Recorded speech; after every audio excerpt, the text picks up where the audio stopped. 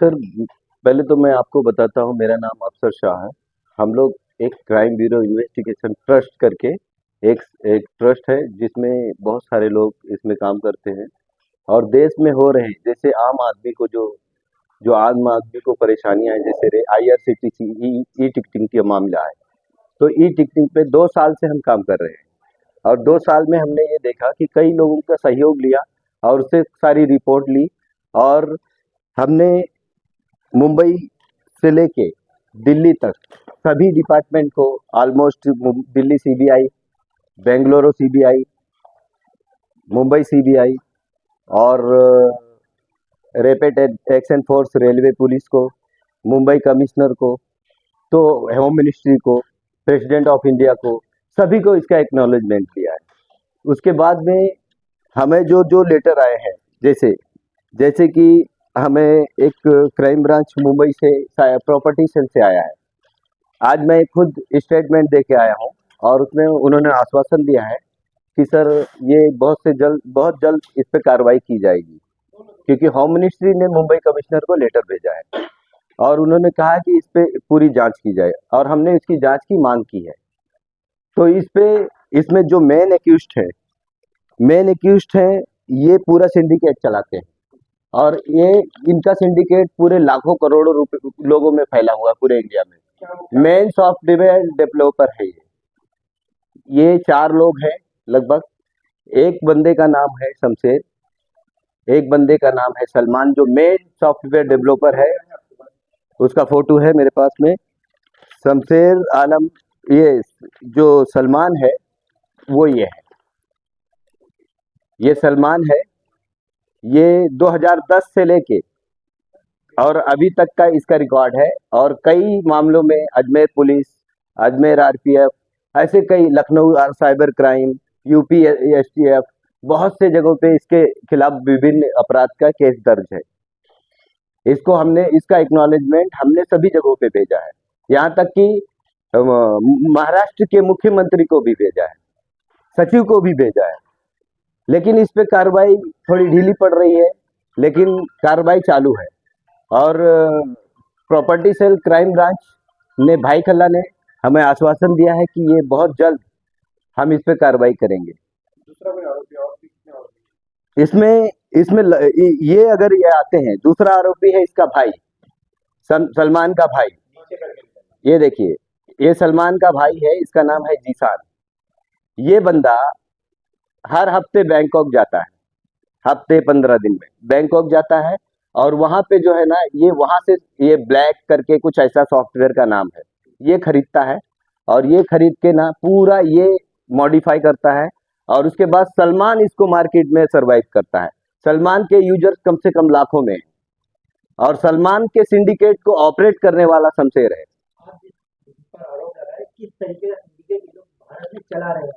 Syndicate ऐसा है कि ये लोग ऐप डेवलप करते हैं। हर 15 दिन में, जब से हमने कार्रवाई शुरू की है, इस पे कंप्लेन देना शुरू किया है, तब से ये 15 दिन में, 20 दिन में ये अपने ऐप को बंद कर देते हैं, एकदम बंद कर देते हैं। दूसरे नए ऐप को डेवलप करते हैं और मार्केट में फिर से लेके आते हैं।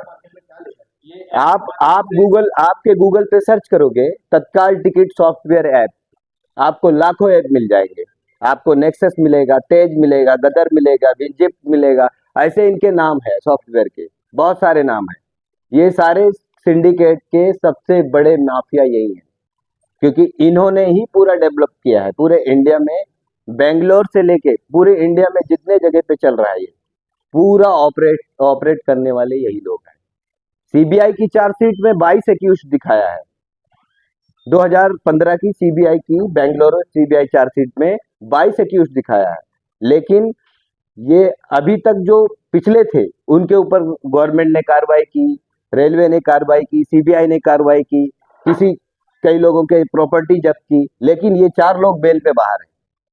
कितने लोग इसमें शामिल हैं और कितने आईडी, इनके सिंडिकेट हजारों की संख्या में है। कितने आईडी ब्लॉक में कितने करोड़ का होता है? अभी रिसेंटली 3-4 महीना पहले जब एक मेल किया गया था हमारी तरफ से, हमारी टीमों की तरफ से, तो रेलवे ने 2.5 करोड़ आईडी ब्लॉक किया। तो पब्लिक को जो है थोड़ा राहत मिली और टिकट बुक होने शुरू हुए। और रेलवे ने काफी नए नियम लाए और नए नियम के साथ कई बदलाव किए। अब ये लोगों को दिक्कत हो रही है तो हमें धमकियां आ रही हैं। इससे नागरिकों को क्या नुकसान होगा? नागरिकों को देश की सबसे बड़ी अर्थव्यवस्था कहलाने वाली, देश की, दुनिया की सबसे बड़ी रेल है इंडियन रेल। लाखों लोग सरवाइव करते हैं रोड डेली। सबसे ज्यादा रिवेन्यू कलेक्ट करने वाली भारतीय रेल है। आप इसमें इस तरह का घोटाला कैसे बर्दाश्त करेंगे यार? क्या इसकी सरकार इसकी जानकारी रेलवे विभाग को है? मैंने बताया जैसे कि मैंने सबको एक्नॉलेजमेंट दिया है विथ लेटर। यहाँ तक कि उत्तर प्रदेश मुख्यमंत्री, महाराष्ट्र मुख्यमंत्री, मध्य प्रदेश मुख्यमंत्री, क्योंकि इनके सिंडिकेट पूरी इंडिया में चल रहे हैं, एक आदमी नहीं कर रहा है। जितने जो मीडियम एजेंट दुकान होते हैं वो एक दिन पहले नाम और आपका पता लिख लेते हैं, उम्र, और सेकेंड डे आपको तत्काल टिकट डबल रेट में मिलती है। ये तो आपको पता होगा। आपने कभी किसी को कभी डायरेक्ट वेबसाइट पे तत्काल टिकट मिली है? क्योंकि ये लोग एक अलग तरह का सॉफ्टवेयर डेवलप करते हैं। आप गूगल पे सर्च करोगे तो आपको दुनिया भर के सॉफ्टवेयर के नाम आ जाएंगे। उसकी एक फीस लगा के रखे हैं लोग, 3,000, 2,999। तो आपको मंथली का पैकेज देते हैं। आपके मोबाइल में आप उनका मंथली पैकेज करोगे तो ऐसे इनकी रिवेन्यू क्या है मालूम है आपको? ये इनके एक आदमी के 3-3 हजार यूजर हैं। आप मल्टीप्लाई कर लीजिए, ये 600 करोड़ का घोटाला है एक साल का। सर आपको किस तरीके की धमकी मिली? मुझे जान से मारने की धमकी मिली है, हाथ पैर तोड़ने की धमकी मिली है, चैटिंग है। मैंने मुंबई कमिश्नर को कंप्लेन भी की है और मुंबई कमिश्नर ने प्रॉपर्टी सेल को ये केस दिया है। प्रॉपर्टी सेल इसकी जांच कर रही है। उन्होंने हमें आश्वासन दिया है, आज भी मैं गया था, उन्होंने आश्वासन दिया है कि सर इस पे हम पूरी तरह से संपूर्ण कार्रवाई करेंगे और इसकी जांच करेंगे। पर कितने दिन से आपने कार्रवाई मांग की है? इसमें हम 2 साल से कार्रवाई कर रहे हैं। 2 साल से क्या कुछ कार्रवाई हुई है? क्या आश्वासन ही खाली मिल रहा है? क्या सरकार की इसमें कमजोरी नजर आ रही है? इसमें सरकार की कमजोरी नहीं, सरकार पेपरें तो लेती हैं, आप सभी को पता है, लेकिन सरकार के काम में देर होता है, लेकिन काम तो होता है। सरकार अंधी तो है नहीं। इतना बड़ा घोटाला तो बर्दाश्त नहीं किया जाएगा कि जो हर आम जनता के लिए ये खतरा है, क्योंकि हर आदमी डबल फीस दे के रेलवे पे सफर करता है। क्यों करता है? लेकिन रेलवे लोगों के ऊपर अंकुश लगाने के लिए पूरा प्रयास। रेलवे पे हम अंकुश नहीं लगा रहे हैं, ना किसी व्यक्ति पे अंकुश लगा रहे हैं। ये जो लोग हैं जिस तरीके से ये धांधली कर रहे हैं और इस तरीके से इन लोग ऐसी डिबेट चला रहे हैं, इसको रोकने के लिए भी रेलवे बहुत सारे कदम उठा रही है, तो क्या वो असफल हो रही है? रेलवे असफल ये हो रही है कि करप्शन के हिसाब से असफल हो रही है, क्योंकि ये पैसे खिला देते हैं, क्योंकि इनकी एक दिन की रिवेन्यू 5 करोड़ रुपया है। अच्छा, इन पे कई मामले दर्ज हैं, आप बताएं, तो वो कैसे बाहर आ रहे हैं? क्या अभी भी वो वो पेरोल पे बाहर है। कई मामलों में, जैसे लखनऊ साइबर क्राइम में वो अरेस्ट ही नहीं हुए हैं, अजमेर में अरेस्ट ही नहीं हुए हैं, ऐसे भी हैं, कई जगहों पे वांटेड है। तो ये जो निशान और समाना जो आप पूरी बता रहे हैं, क्या वो मुंबई में रहते हैं? ये मुंबई में रहते नहीं है। ये बंदा जो है जीशान, ये मेन जो खिलाड़ी मेन ये है, ये पीछे से काम करता है। ये सलमान मेन मार्केट में ना डिपार्टमेंट से लेके सभी लोगों को ये मैनेज करता है अंदर, लेकिन बाहर से जो है ना शमशेर है, शमशेर आलम जो है ना, पूरे सिंडिकेट के जो सुपर मास्टर होते हैं उसका कांटेक्ट सुपर मास्टर जो है ना शमशेर चलाता है। आपको कैसे मालूम पड़ा कि ये लोग क्योंकि हमें इस तरह से मालूम पड़ा, क्योंकि हमने कई लोगों से कांटेक्ट किया, संपर्क किया, काफी मेहनत किया और हमने इसकी छानबीन की, क्योंकि हमारी एक ट्रस्ट है और हमारी ट्रस्ट जो है ना इसी पे काम करती है कि बड़े क्राइम जो पब्लिक यूनियन ऑफ इंडिया के खिलाफ जो भी जाता है उसके खिलाफ हम काम करते हैं। हमारी 6,000 से ज्यादा लोगों की यूनिट है। आप लोग इतने काम कर रहे हो, फिर भी इस पे कार्रवाई क्यों नहीं होती? हमने सुप्रीम कोर्ट ऑफ इंडिया में पिटीशन भी इसकी सबमिट की है। अब supreme court of India, chief justice of India क्या आश्वासन देते हैं वो उसका इंतजार है हमें।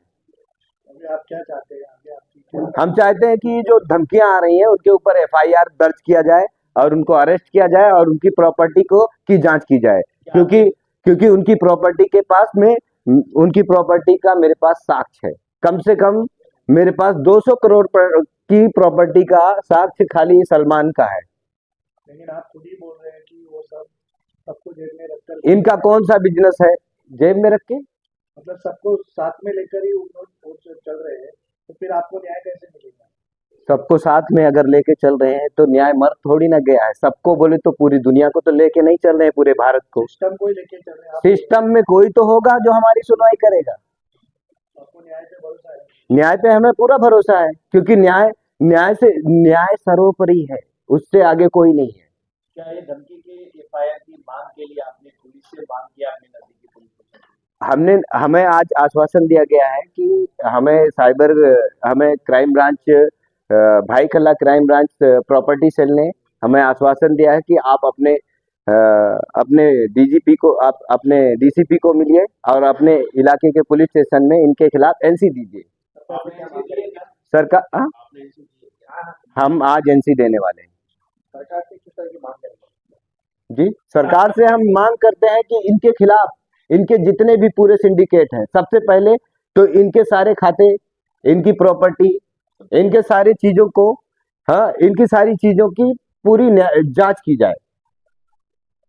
इनकी अर्निंग कहाँ से है, इनकी कौन सी कंपनी है, ये कहाँ से पैसा लाते हैं, ये बाहर कैसा विदेश फंडिंग कर रहे हैं, ये किस तरह का सिंडिकेट चला रहे हैं, इनके इतने बड़े नेटवर्क कैसे हैं। ये सरकार की जिम्मेवारी है, ये हमारी जिम्मेवारी नहीं है। हम तो सरकार तक हम अपनी बात पहुंचाना चाहते हैं। जिस तरह से आप मांग कर रहे हैं, छोटा मोटा घोटाला नहीं, ये बहुत बड़ा घोटाला हो सकता है। तो ये 600 करोड़ का पर ईयर का घोटाला है, वो मेरे पास उसका सबूत है और मैं पूरा साक्ष्य देने के लिए तैयार हूँ। अगर कल आपको कुछ हो जाता है तो जिम्मेदार कौन है? जिम्मेदार यही लोग होंगे, क्योंकि हमें धमकी आ रही है।